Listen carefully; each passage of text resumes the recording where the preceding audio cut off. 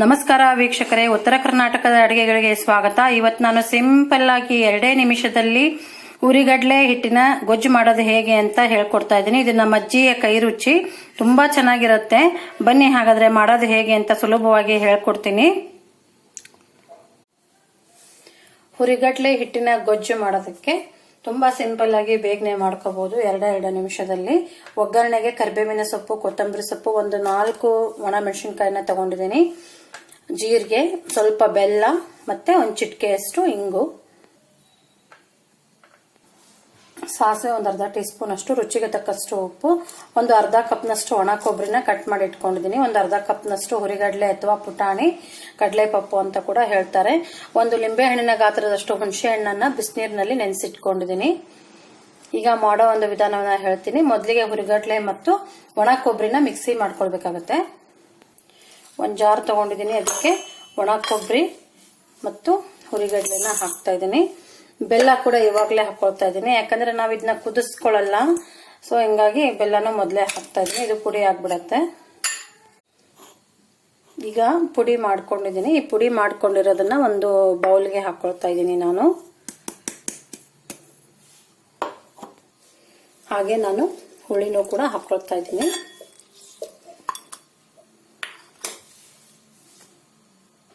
ಹುಳಿ ಹಾಕಿದ ನಂತರ ರುಚಿಗೆ ತಕ್ಕಷ್ಟು ಉಪ್ಪು ಹಾಕೊಳ್ಬೇಕಾಗತ್ತೆ.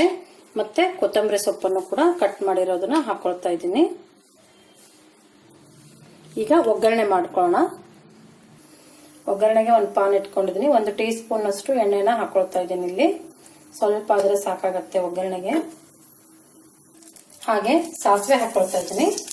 ಎಣ್ಣೆ ಕಾದ ನಂತರ ಸಾಸಿವೆ, ಕರಿಬೇವಿನ ಸೊಪ್ಪು ಹಾಕ್ತಾ ಇದ್ದೀನಿ, ಮತ್ತೆ ಜೀರಿಗೆ ಹಾಕೊಳ್ತಾ ಇದ್ದೀನಿ, ಒಣ ಮೆಣಸಿನಕಾಯಿ ಹಾಕೊಂಡಿದ್ದೀನಿ.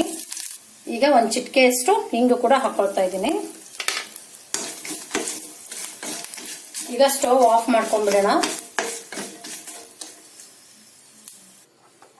ಈಗ ಇದಕ್ಕೆ ನೀರು ನೋಡ್ಕೊಂಡ್ಬಿಟ್ಟು ಹಾಕೊಳ್ಬೇಕಾಗತ್ತೆ. ನಿಮ್ಗೆ ಎಷ್ಟು ಗಟ್ಟಿಯಾಗಿ ಬೇಕೋ ಅಷ್ಟು ನೋಡ್ಕೊಂಡು ನೀರು ಹಾಕೊಳ್ಳಿ. ನಾನಿಲ್ಲಿ 1 ಕಪ್ನಷ್ಟು ಹಾಕಿದ್ದೀನಿ.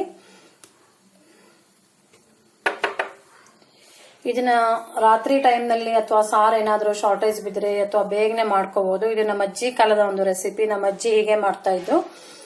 ಇದು ಬೇಗನೆ ಮಾಡ್ಕೋಬಹುದು, 1-2 ನಿಮಿಷದಲ್ಲಿ ನಾವು ಮಾಡ್ಕೊಂಡ್ ಬಿಡ್ಬೋದು ಈಸಿಯಾಗಿ. ತುಂಬಾ ಚೆನ್ನಾಗಿರುತ್ತೆ 1 ಟೈಮ್ ಊಟಕ್ಕೆ. ಈಗ ಒಗ್ಗರಣೆನ ಹಾಕೊಳ್ತಾ ಇದ್ದೀನಿ. ಆರಿದ್ಮೇಲೆ ಒಗ್ಗರಣೆನ ಹಾಕೊಳ್ಬೇಕಾಗತ್ತೆ. ನೋಡಿದ್ರಲ್ಲ ವೀಕ್ಷಕರೇ, ಹುರಿಗಡ್ಲೆ ಹಿಟ್ಟಿನ ಗೊಜ್ಜು ಮಾಡೋದೇ ಹೇಗೆ ಅಂತ. ತುಂಬಾ ಈಸಿ ಆಗಿದೆ. ಅನ್ನದ ಜೊತೆ, ಚಪಾತಿ ಮತ್ತೆ ರೊಟ್ಟಿ ಜೊತೆ ತುಂಬಾ ಚೆನ್ನಾಗಿರುತ್ತೆ. ಚಪಾತಿ ರೊಟ್ಟಿ ಜೊತೆ ಆದ್ರೆ ಸ್ವಲ್ಪ ಗಟ್ಟಿ ಮಾಡ್ಕೊಳ್ಳಿ. ಇದಕ್ಕೆ ಸಣ್ಣದಾಗಿ ಕಟ್ ಮಾಡಿರೋ ಈರುಳ್ಳಿ ಹಾಕಿದ್ರು ಕೂಡ ಒಂಥರ ಚೆನ್ನಾಗಿರುತ್ತೆ ಟೇಸ್ಟ್.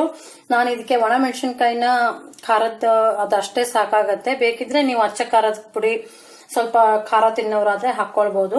ನಾನು ಇಲ್ಲಿ ಇಷ್ಟೇ ಹಾಕಿದ್ದೀನಿ. ಒಣ ಮೆಣಸಿನಕಾಯಿ ತುಂಡು ಅದಷ್ಟೇ ಖಾರ ಚೆನ್ನಾಗಿರುತ್ತೆ, ಲೈಟ್ ಆಗಿ ತುಂಬಾ ಚೆನ್ನಾಗಿರುತ್ತೆ. ನೀವು ಮನೆಯಲ್ಲಿ ಈ ರೆಸಿಪಿನ ಟ್ರೈ ಮಾಡಿ, ತುಂಬಾ ಚೆನ್ನಾಗಿರುತ್ತೆ. ಇವತ್ತು ನಾನು ಮಾಡಿರೋ ಈ ರೆಸಿಪಿ ನಿಮ್ಗೆಲ್ಲ ಇಷ್ಟವಾಗಿದ್ರೆ ಲೈಕ್ ಮಾಡಿ, ಕಾಮೆಂಟ್ ಮಾಡಿ, ಹಾಗೆ ನನ್ನ ಚಾನೆಲ್ ನ ಸಬ್ಸ್ಕ್ರೈಬ್ ಆಗೋದನ್ನ ಮರಿಬೇಡಿ. ಫಸ್ಟ್ ಟೈಮ್ ನೀವೇನಾದ್ರೂ ನನ್ನ ಚಾನೆಲ್ ನ ನೋಡ್ತಾ ಇದ್ರೆ ಪ್ಲೀಸ್ ನನ್ನ ಚಾನೆಲ್ ನ ಸಬ್ಸ್ಕ್ರೈಬ್ ಮಾಡಿ, ಹಾಗೆ ಪಕ್ಕದಲ್ಲಿರೋ ಬೆಲ್ ಐಕಾನ್ ನ ಪ್ರೆಸ್ ಮಾಡಿದ್ರೆ ಹೊಸ ನೋಟಿಫಿಕೇಶನ್ ನಿಮ್ಗೆ ಬರುತ್ತೆ. ನಮಸ್ಕಾರ, ಧನ್ಯವಾದಗಳು.